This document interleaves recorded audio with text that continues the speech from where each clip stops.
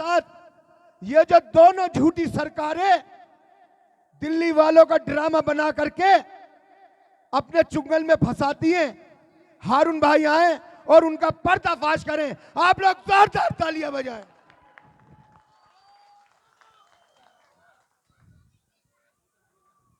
यहां पर आए हुए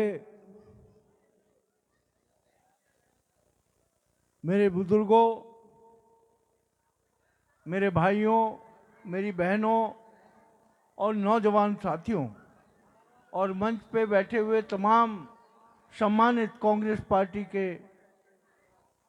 लीडरान, क्योंकि नाम लेंगे तो बहुत समय लगेगा, मैं सम्मानित मंच को संबोधित करते हुए आपको चंद बातें कहना चाहता हूं। मुझसे पहले बहुत तफसील से नबी करीम के क्या हालात हैं, आप किन मुश्किलों से गुजर रहे हैं, इन तमाम चीजों पे बड़ी विस्तार से चर्चा हुई है।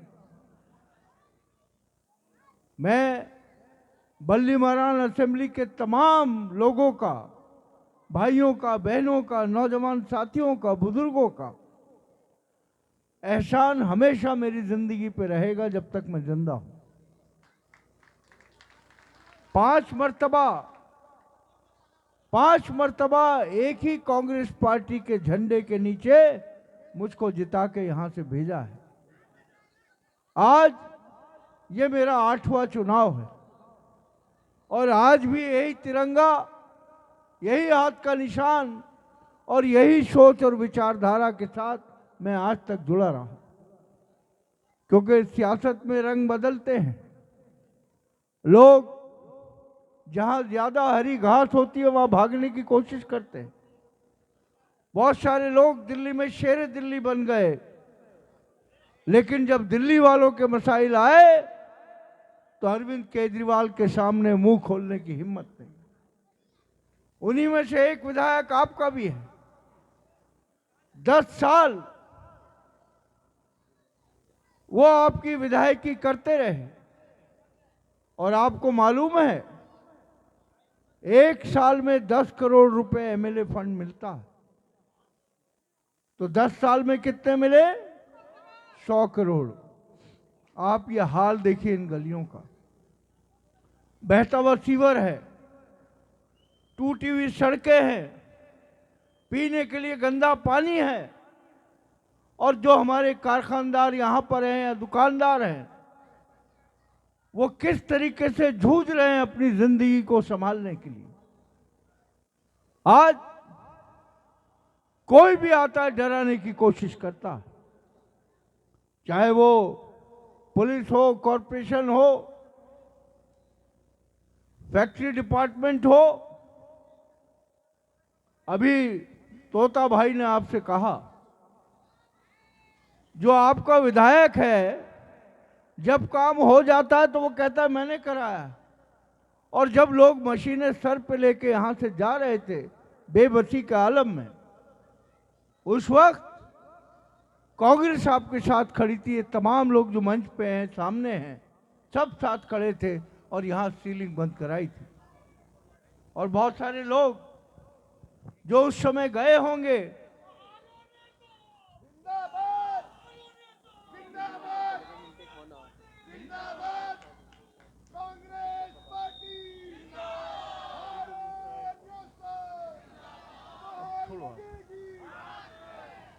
तो जिस तरीके से जो लोग छोटे छोटे कारोबार यहां करते हैं उनको डराने की कोशिश की जाती है, और आपके विधायक साहब तो इतने शक्तिशाली हैं कि एक फौज साथ लेके चलते हैं। मैं जानता हूं बहुत सारे लोगों को डराने की कोशिश की गई यहां पर, लेकिन आज का ये मजमुआ, आज आप लोग जितनी तादाद में यहां आए हो, ये उन धमकियों का जवाब है जो आवाज खामोश करने की बात करते थे। और मैं आपको ये बात यकीन से कह सकता हूं कि आपको कोई नाजायज तंग करेगा तो सबसे पहले हारून यूसुफ खड़ा होगा, उसके बाद आप खड़े होंगे। मैं जानता हूं बहुत सारे लोग मजबूरी में पैसा उधार ले लेते हैं, और कई मर्तबा तो ऐसा होता है जितना पैसा उधार लेते हैं उससे 3 गुना दे चुके होते हैं, फिर भी घर के कागज उसके हाथ में होते हैं। ऐसे 50 केस जब आपने मुझे विधायक बनाया था उसके बाद भी मैंने पुलिस डिपार्टमेंट को कह के 50 लोगों के पेपर वापस करवाए बगैर एक नया पैसा दिए। आज आप पानी से जूझते हो। यहां पानी के कनेक्शन के लिए आपको 50,000 से लेके 1.5 लाख रुपए देना पड़ता।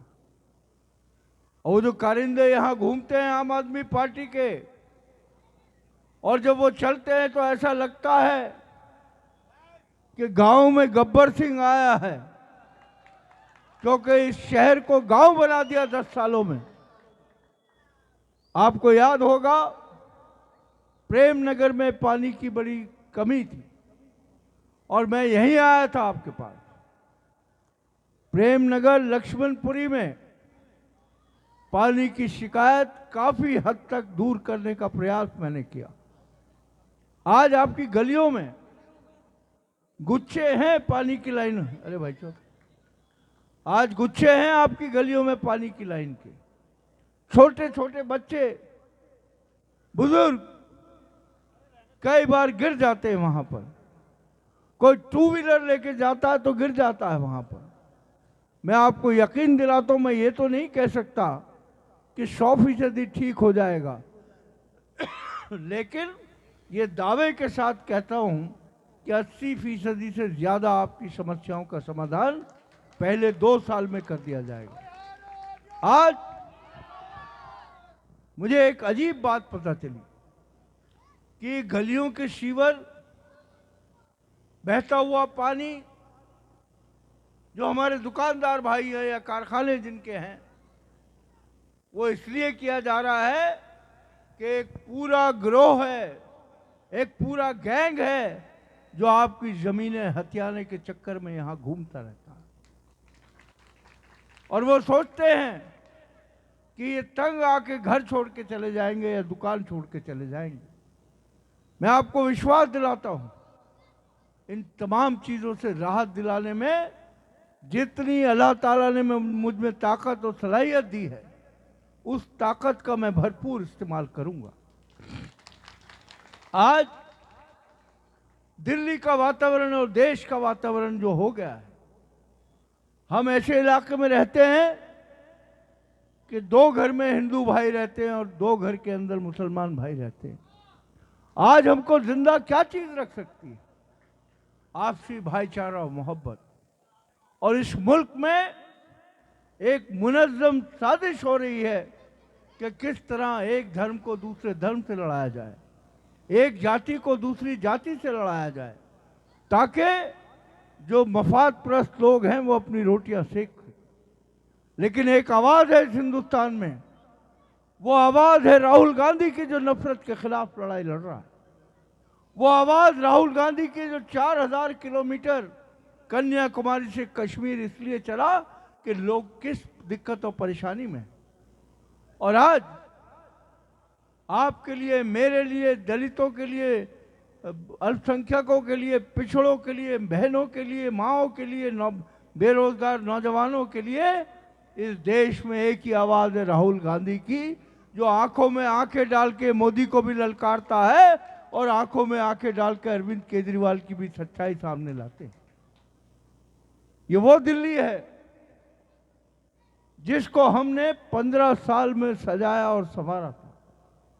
हमारी नेता शीला दीक्षित, जिन्होंने एक ऐसे शहर का निर्माण किया था कि बाहर से जब लोग आते थे तो वो ये पूछते थे ये दिल्ली कैसे इतनी तेजी से बदल गई। और 10 सालों में आम आदमी पार्टी की सरकार ना तो सड़कों को ठीक रख पाई, ना गलियों को ठीक रख पाई, ना तालीम को ठीक कर पाई, ना स्वास्थ्य को ठीक कर पाई। शीला दीक्षित एक बहुत ही नर्म दिल महिला थी और मेरा सौभाग्य था कि मैं 13 साल उनकी कैबिनेट में उनका मंत्री रहा और सरकार के जितने अहम डिपार्टमेंट हैं, चाहे ट्रांसपोर्ट हो, चाहे पावर हो, चाहे फूड सिविल सप्लाईज हो, चाहे इंडस्ट्रीज हो, चाहे रेवेन्यू हो, चाहे शहरी विकास मंत्रालय हो, ये तमाम का काम मुझे संभालने को शीला जी ने दिया था। और ये जो आज अरविंद केजरीवाल गुनूदगी में बोलते हैं कि हमने दिल्ली को 24 घंटे पावर दी, बहुत सारे लोग बैठे हैं जिन्होंने शीला दीक्षित जी का दौर देखा था, जब दिल्ली के अंदर 72 घंटे लाइट नहीं आती थी। भारतीय जनता पार्टी की सरकार थी और मैं पहली मर्तबा दिल्ली विधानसभा में 1993 में जीत कर गया था। उस वक्त जो विधायक थे हमारे, वो दहाड़े मार मार के बीजेपी के रोते थे और मदन लाल खुराना जी को कहते थे कि मैं घर नहीं घुस सकता क्योंकि एक हुजूम, एक भीड़ मेरे घर के बाहर खड़ी रहती। और बहुत सारे विधायक अपने घर जाते ही नहीं थे रात। उस समस्या को सामने रखते हुए कांग्रेस की सरकार ने, शीला दीक्षित ने दिल्ली की जो बिजली थी उसका निजीकरण इसलिए किया ताकि आपको सुविधा मिल सके, आपको 24 घंटे बिजली मिल सके। अगर जो लोग 2002-2003 की दिल्ली में आए होंगे तो उन्हें याद होगा हर दुकान पे एक छोटा जनरेटर लगा रहता था जिसमें इतना धुआं निकलता था कि सांस लेना दूभर हो जाता था। बोलो भाई साहब, इतना धुआं निकलता था कि सांसें रुकने लगती थी। और उसके बाद जब हमने निजीकरण किया तो दिल्ली के अंदर 94% जनरेटर गायब हो गए, इन्वर्टर गायब हो गए। और अरविंद केजरीवाल जी कहते हैं मैंने 24 घंटे बिजली दी। अरे तुम तो 24 घंटे पानी देने का वादा किए थे, वो पानी क्या दे रहे हो आप? लहर, लोग जहर पी रहे हैं। आज गरीब से गरीब मजदूर जो 200 रुपए कमाता है वो 60-70 रुपए का पानी खरीद के अपने बच्चों को इसलिए पिलाता है कि अगर उसका स्वास्थ्य खराब हो गया, पेट की कोई बीमारी हो गई, तकलीफ हो गई, तो उसका इलाज के लिए मैं पैसे कहां से लाऊंगा। आज दिल्ली की आबो हवा जिसमें हम सांस लेते हैं, यह हमारी जिंदगी की सांसें कम करती जा रही है। एक बड़ी रिपोर्ट आई है स्वास्थ्य के बारे में जिसमें कहा गया दिल्ली का हर शहरी, उसकी जिंदगी 6 से 10 साल तक कम होती जा रही है। जो सांस हम लेते हैं, फेफड़ों की बीमारी। अरविंद केजरीवाल, अगर आपको याद होगा तो जब बहुत पोल्यूशन बढ़ता था और सुप्रीम कोर्ट और हाई कोर्ट फटकारते थे कि दिल्ली को गैस का चैम्बर बना दिया है, तो अरविंद केजरीवाल हर चौराहे पे 10-12 लड़के लड़कियां बेचारे बेरोजगार, उनके हाथ में एक तख्ती थमाता था जिसमें उसका फोटो होता था। और वो फोटो से क्या पोल्यूशन कम हुआ? सिवाय अपनी पब्लिसिटी के लिए कि मैं लड़ रहा हूं। हर चीज में लड़ाई का यही तरीका है कि पब्लिसिटी ज्यादा होनी चाहिए। स्वास्थ्य की सेवाओं के बजाय मोहल्ला क्लिनिक बना दिए गए और मोहल्ला क्लिनिक का जो हाल था, कई क्लिनिक में मैं गया, महारानी बाग का एक क्लिनिक था, वहाँ घोड़े बनते थे। बहुत सारे जो हमारे मोहल्ला क्लिनिक हैं, नशेड़ियों का अड्डा हो गया है। मैं पूछना ये चाहता हूँ, न हवा साफ, न पानी तुम दो, न सड़कें टूटी हुई हैं, गलियां टूटी हुई हैं, कारखानेदार परेशान हैं रिश्वत दे दे के। मैं आपको ये आश्वासन दिलाना चाहता हूँ कि आपने मौका दिया तो आपकी लड़ाई मैं और हमारे तमाम साथी जो यहाँ बैठे हैं पूरी ताकत के साथ लड़ेंगे और आपको इस परेशानी से निजात दिलाएंगे। ये बच्चों के बारे में बार बार मसला उठता है कि उनके लिए पैसे देने पड़ते हैं। मैं आज आप तमाम लोगों को कहना चाहता हूं इस मंच से, और जो लोग रिकॉर्ड कर रहे हैं मेरी इस बात को संभाल के रखिएगा। इसको मैं साबित करके दिखाऊंगा कि अगर कोई आपसे हमदर्दी लगता है तो आपकी लड़ाई कैसे लड़ सकता है। आज जो हमारा विधायक है, मुझे बताइए कितनी बार इन गलियों का दौरा किया। बिल्डिंगें देखने तो रात के 2:30 बजे आते हों। आज वो आपको और हमको परदेसी कहते हैं। मेरा जन्म दिल्ली में हुआ, मैं स्कूल दिल्ली में गया, मैं कॉलेज दिल्ली में गया, कारोबार दिल्ली में किया, और आपका विधायक जो है, जो लोनी से यहाँ आया है, वो मुझको और आपको परदेसी कहता है। अरे हमारा पूरा तमाम लोग जो दिल्ली में रहते हैं, उनका मुकम्मल अधिकार है कि वो दिल्ली वाले हैं। दिल्ली एक गुलदस्ता है जहाँ मुख्तलिफ प्रांतों से आए हुए लोग, मुख्तलिफ भाषाएं बोलने वाले लोग, मुख्तलिफ धर्म से मानने वाले लोग एक झंडे के नीचे साथ खड़े होते हैं और दुख दर्द में साथ रहते हैं। आज अरविंद केजरीवाल ने बात की थी भ्रष्टाचार की। आपको याद होगा जब वो सरकार में आए तो पहले तो उन्होंने कसम खाई थी कि हम जो है किसी का साथ नहीं लेंगे, और उसके बाद झोली फैलाते हुए कांग्रेस को कहा कि मैं ये वादे कर रहा हूँ, 70 वादे भी निकाल के आपको भेजूंगा कि ये 70 वादे मैं पूरे करूंगा, आप मुझे एक बार मुख्यमंत्री बनाओ। कांग्रेस ने समर्थन दिया, और वो सबसे बड़ी गलती थी हमारी। एक ऐसे शख्स को समर्थन दिया जो भ्रष्टाचार की तरफदारी करने का एक्सपर्ट बन गया था। उसको रोना भी आता है, उसको मुसीबत ज़दा भी बनना आता है, वो अपने मफलर डाल के तबीयत खराब होने के नाटक भी करता है। और आपने देखा होगा हर वादा इतने प्लेन तरीके से करता है। अभी हमारी बहनों को लाइन में लगा दी, बोला 2100 रुपये देंगे। हमारी बहनें दफ्तरों के चक्कर काट रही हैं, पसीने में, धूप में, गर्मी में, सर्दी में फॉर्म भरती फिर रही, जबकि दिल्ली की कैबिनेट ने केवल 1000 रुपये पास किए थे। अरविंद केजरीवाल कहते हैं कि अगर तुमने मुझे जिता दिया तो मैं आपको 2100 रुपये दूंगा। ये सौदेबाजी है हमारी बहनों और माओं के साथ। तुम खुलेआम सौदेबाजी वाली भाषा, क्योंकि यही काम अरविंद केजरीवाल ने सारी जिंदगी किया है, चाहे वो नौकरी कर रहे थे या वो अपनी एक एनजीओ चला रहे थे परिवर्तन, हर जगह इसी तरह के काम अरविंद केजरीवाल ने किए हैं। और आज केजरीवाल के चेहरे से नकाब उतरता जा रहा है। जिस तरीके से भारतीय जनता पार्टी के चेहरे से नकाब उतर रहा है, इसी तरीके से अरविंद केजरीवाल के से भी नकाब उतर रहा है। आपने देखा होगा शराब घोटाला होता है दिल्ली में, 2000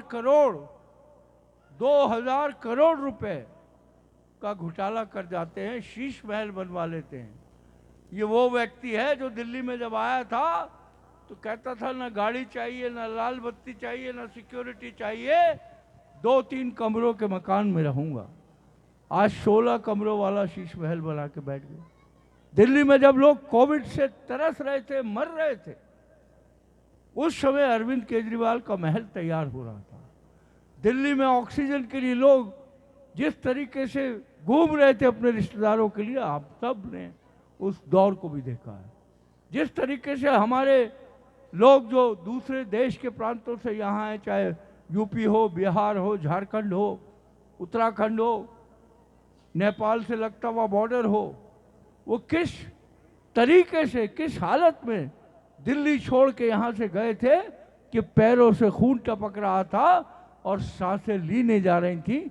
1500 किलोमीटर सफर करके वो वापस घर गए। और उसी दौरान अरविंद केजरीवाल ने एक नया शगुफा छेड़ दिया, क्योंकि आरएसएस के आकाओं को खुश करना था। अरविंद केजरीवाल ने कहा ये सारा कोविड जो है वो मरकज से फैल रहा है, निजामुद्दीन में जो मरकज है वो जिम्मेदार है दिल्ली में कोविड का। और अरविंद केजरीवाल ने कहा कि मौलाना साद पे फौरन एफआईआर दर्ज होनी चाहिए, याद होगा आपको। और फिर अखबार और टेलीविजन में लिखा हुआ आता था कि दिल्ली में कोविड के इतने केस, मरकज के इतने केस। ये उसकी जहनियत दर्शाती है। जो हम कहते हैं कि बीजेपी और आम आदमी पार्टी एक ही सिक्के के दो रुख हैं। आपने देखा होगा अभी ईदगाह जो आपके बिल्कुल नज़दीक है, आप भी जाते होंगे नमाज पढ़ने। ये मंत्री से सवाल पूछिए, ये विधायक से सवाल पूछिए, ये कौन सी कुंभकर्ण की नींद सो रहा था जब डीडीए के बोर्ड ईदगाह पे लगाए जा रहे थे? कहा था वो?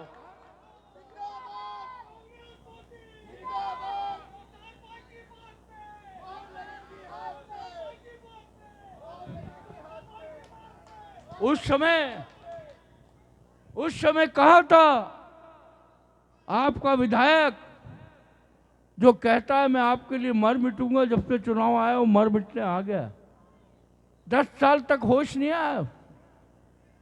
लेकिन ईदगाह की जमीन डीडीए को दे दी गई। मैं भी वक्फ बोर्ड का चेयरमैन रहा हूं, मैं भी वक्फ बोर्ड का मंत्री रहा हूं, और मैं जानता हूं कि स्टेट गवर्नमेंट की मर्जी के बगैर, दिल्ली की सरकार की मर्जी के बगैर ये काम नहीं हो सकता था। कहा था आपका विधायक जब दिल्ली हाई कोर्ट में ये एफिडेविट दिया जा रहा था कि ईदगाह को छोड़ के जो उसका अतराफ चारों तरफ की ज़मीन है वो डीडीए की ज़मीन है, वो सारी ज़मीन जो है वो वक्फ की है। लेकिन जैसा मैंने आपसे कहा कि आरएसएस बीजेपी से अरविंद केजरीवाल की बहुत यारी है, और किस तरीके से उसको छुपाता है ये आप देख सकते हैं। और आज आप अगर इज्तिमा हो, ईद की नमाज हो, बकरीद ईद की नमाज हो, तो शायद डीडीए यह आदेश जारी कर दे कि अब आप पास लेके घुस पाएंगे उसमें। क्या हम ऐसी चीजें बर्दाश्त कर सकते हैं? मैं कल कसाबपुरे में था और मैंने ये चुनौती दी है कि ईदगाह की लड़ाई को आखिरी मकाम तक कांग्रेस लेके जाएगी। किस तरीके से डीडीए हमारी जमीनों पर कब्जा कर सकती। आपको याद होगा सीए एनआरसी का जब मसला आया, हमारी माएं सर्दी में गर्मी में सड़कों पर दरी बिछा के बैठी रहीं। अरविंद केजरीवाल ललकार के अमित शाह को कहते हैं कि मुझे 1 घंटे के लिए पुलिस दे दो, इनको उठा के फेंक दूंगा मैं। और वो हुआ, अमित शाह ने वो करके दिखाया फिर, क्योंकि एक दूसरे से नूरा कुश्ती लड़ते हैं। जो काम जिसको करना होता है वो करते हैं। इसी तरीके से बहुत सारी ऐसी मिसालें हैं जहाँ इनकी फिरका परस्त ज़हनियत साफ होती है। कांग्रेस पार्टी ने हमेशा इस देश में तमाम धर्मों के लोग, तमाम मज़ाहिब के लोगों का सम्मान और इज्जत की है। कांग्रेस ने दलितों का, पिछड़ों का, अल्पसंख्यकों का हमेशा आवाज़ बुलंद अगर किसने की है तो वो कांग्रेस पार्टी ने की है। मैं आपसे ये कहना चाहता हूँ, कांग्रेस पार्टी कोई 10 साल 12 साल पुरानी पार्टी नहीं है। कांग्रेस पार्टी 140 साल पुरानी पार्टी है, जिसने इस देश को न सिर्फ आज़ादी दिलवाई, लेकिन आज़ादी के बाद इस देश की तस्वीर बदली। इसके अंदर स्वास्थ्य के लिए एम्स जैसे अस्पताल बनाए, आईआईटीज बनाई, बड़े बड़े डैम बनाए, भाखड़ा लंगल डैम, कारखाने बनाए जहां हम स्टील बनाते थे। आज हम सुई से लेकर जहाज तक हर चीज़ हम बनाते हैं। लेकिन कोसते हैं कि आज़ादी जो है, मोहन भागवत जी कहते हैं आज़ादी तो 2024 में आई जब राम मंदिर बना। मैं पूछना चाहता हूं, इससे ज़्यादा बेइज्जती देश पे मर मिटने वालों की नहीं हो सकती। क्या आप उस आज़ादी के इतिहास, उन पन्नों को कूड़ेदान में डाल दो? हमारे बुजुर्गों ने, चाहे हम मुसलमान हो, हिंदू हो, सिख हो, ईसाई हो, छाती पे गोली खाकर, फांसी के फंदे चूमकर इस देश को आज़ाद कराया था। हम वो विरासत है। और कांग्रेस पार्टी फिरका परस्तों से लड़ना बहुत अच्छी तरह जानती है। आज आम आदमी पार्टी ने कुछ दलाल छोड़ रखे हैं इलाके में। बोले अगर कांग्रेस को वोट दोगे तो बीजेपी आ जाएगी, बीजेपी जीत जाएगी। मैं आपसे पूछना चाहता हूं, वो लोग जो आरएसएस की सपोर्ट के साथ रामलीला मैदान में अन्ना हजारे के साथ बैठे थे, आज वो हमें सबक सिखाएंगे कि फिरका परस्ती से कैसे लड़ा जाता है। आज हमारे नेता राहुल गांधी पूरे देश के अंदर ललकार ललकार के ये बात कह रहे हैं कि हिंदू मुसलमान हो, सिख हो, ईसाई हो, दलित हो, पिछड़ा हो, हम उन सब की आवाज हैं। जब भी किसी पे जुल्म होगा तो कांग्रेस पार्टी का हमारा नेता शेर की तरह जाता है, चाहे वो हाथरस के में दलित बेटी का बलात्कार हो, चाहे संभल के अंदर बेगुनाहों का कत्ल हो। आज आपकी आवाज उठाने के लिए सिर्फ केवल कांग्रेस पार्टी है। अरविंद केजरीवाल और उनके तमाम मंत्री विधायक सिवाय दलाली के, सिवाय लोगों को भ्रम में डाल के, आप अपने आप से पूछ लें कि आपकी सुविधाओं का क्या ध्यान रखा गया। मैं पिछले 1.5 साल से गली गली घूम रहा हूं। जब मैं चुनाव हारा तो कोई एक शख्स नहीं कह सकता कि मैंने उसको कहा कि तुमने मुझे चुनाव हरवा दिया, क्योंकि हम कांग्रेस पार्टी जमहूरियत में यकीन रखती है। लोग फैसला करते हैं। 5 तारीख को भी आप ही लोग को फैसला करना है कि किसको रखना है और किसको भगाना है। आप जिस तरीके से जमहूरियत को मानने वाली कांग्रेस पार्टी है, इस संविधान को, बाबा साहब भीमराव अंबेडकर के संविधान को हम सलाम करते हैं, जिसकी वजह से आपके और मेरे जो हुकूक हैं, जो हमारे राइट्स हैं, उन सब की रक्षा वो संविधान करता है। अब मोदी जी को भूत सवार हो गया कि नफरत और कैसे फैलाए। पहले 3 तलाक से फैलाने की कोशिश की, अब वो कहते हैं यक्षा सिविल कोड लाएंगे हम, सबके लिए एक कानून होगा। ये रास्ता भी लोगों को डराने के लिए है। सरकारें, चाहे दिल्ली की सरकार हो या केंद्र की सरकार हो, उसने ठेका ले लिया है कि डरा डरा के लोगों से वोट लेना है। वो आपको बांट के वोट लेना चाहते हैं। और मैं समझता हूं जमहूरियत जब जिंदा रहती है जब तमाम लोग एक साथ इकट्ठा होकर इस लड़ाई को लड़ते हैं। चाहे वो फिरका परस्ती की लड़ाई हो, चाहे भ्रष्टाचारियों से लड़ने की लड़ाई हो, चाहे बेरोजगार नौजवान की लड़ाई हो, चाहे बढ़ती हुई कीमतों का जो सामना आप और हम कर रहे हैं। हमारी माँ बहनें जो घर का खर्चा चलाती हैं वो जानती हैं। मैं आपसे सिर्फ ये कहना चाहता हूँ कि आज बहुत संजीदगी से हमको इन तमाम बातों पर सोचना चाहिए, गौर करना चाहिए। और मुझे पूरी आशा है, मैं गली गली घूमा हूँ, छोटी से छोटी गली में गया हूँ, बहुत सारे चेहरे बेबस और मायूस हैं। मैं आपको यकीन दिलाता हूँ कि आपकी आधी आवाज़ के ऊपर ये जितने लोग यहाँ मंच पे बैठे हैं, हम सब खड़े होकर आपकी आवाज़ बनेंगे। आने वाली 5 तारीख को अपनी आवाज़ को ढूंढिए और ये डरने की ज़रूरत नहीं है। ये गीदड़ फपकियाँ देने वाले दोनों लोग हैं, चाहे राष्ट्रीय सेवक संघ हो, चाहे आम आदमी पार्टी। मुझे पता चला है कुछ कारखानदारों के यहाँ धमकी देने भी गए लोग। इस देश में ऐसा कोई बहादुर पैदा नहीं हुआ जो किसी बेगुनाह के ऊपर, मासूम के ऊपर जुल्म कर सके। हम लड़ाई लड़ेंगे, हम मुकाबला करेंगे इस चीज।